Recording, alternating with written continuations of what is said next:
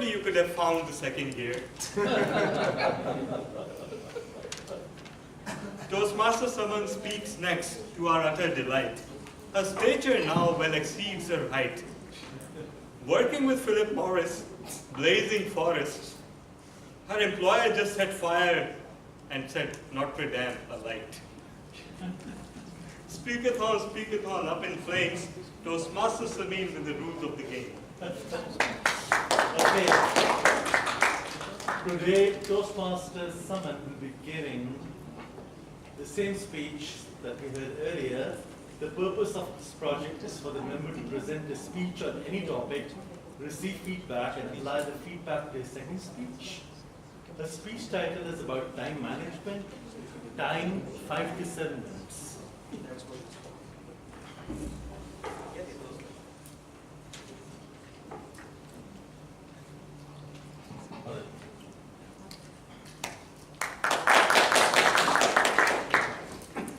Okay, so greetings, fellow Toastmasters, Mr. President, Mr. Vice President.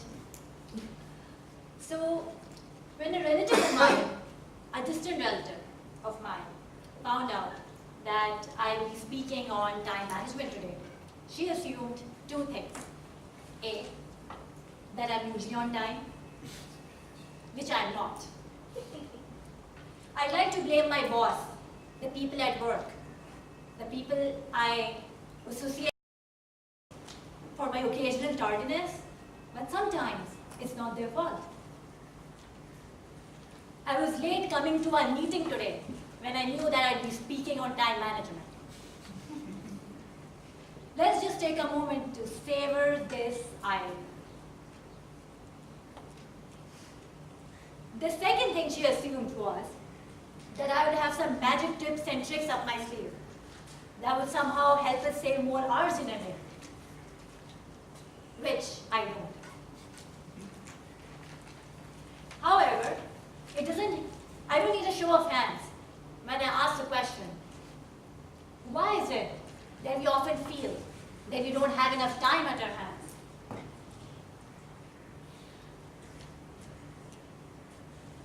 Why is it that our to-do lists seem to get longer and longer, and our time frames, they seem to get shorter and shorter? An average person has, on a standard basis, 13 to 16 hours of wakefulness in a day. How are we practicing these? What are we practicing in these hours? That we lose complete track of our time. Any guesses? What's that? That's one thing. Perfect. Yeah. Do we have more takers? The answer is a culmination of both these things. Distraction. The law of practice says that you become good at what you repeatedly do. Whether it's good or bad, it doesn't matter. So when your smartphone beep or make a sound and you rush towards it with, yes master, how can I serve you today? We are practicing distraction. It is training us to be distracted. So in order to understand the use of our time, we need to understand how the minds work.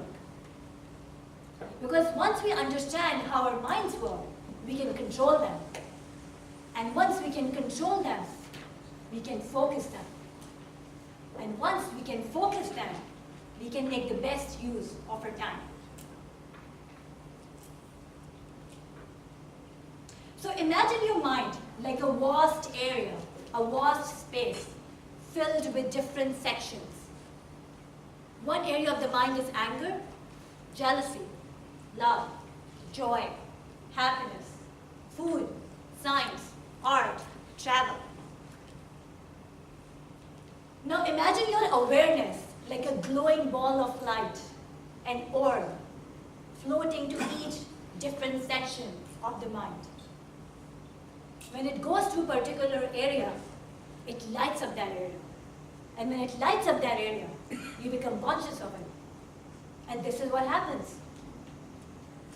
We allow people, things, technology to take our awareness from one area of the mind to another all day long. And therefore, we become distracted and lose complete sense of where our time is going. To be able to concentrate means to keep your awareness on one thing for an extended period. So how do we practice this? How do we practice concentration? Again, do we have any guesses? Remove distractions. Can you do that? Not really. Any more? Meditation. Okay, that is one way. I was coming to that. To practice concentration, we need to practice focusing on one thing at a time throughout the day. Bring that awareness, that glowing ball of light to one thing. It drifts away, bring it back. It drifts away, bring it back. The more you practice this, the better you become at concentration. And the better you become at concentration, the more you are in charge of your time. So in an average day, look for opportunities to practice concentration. Make it a part of your daily life.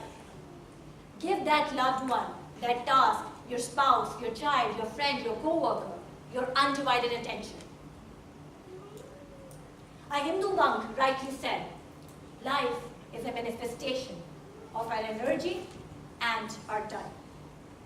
If you can't concentrate your energy, you can't make the best use of your time.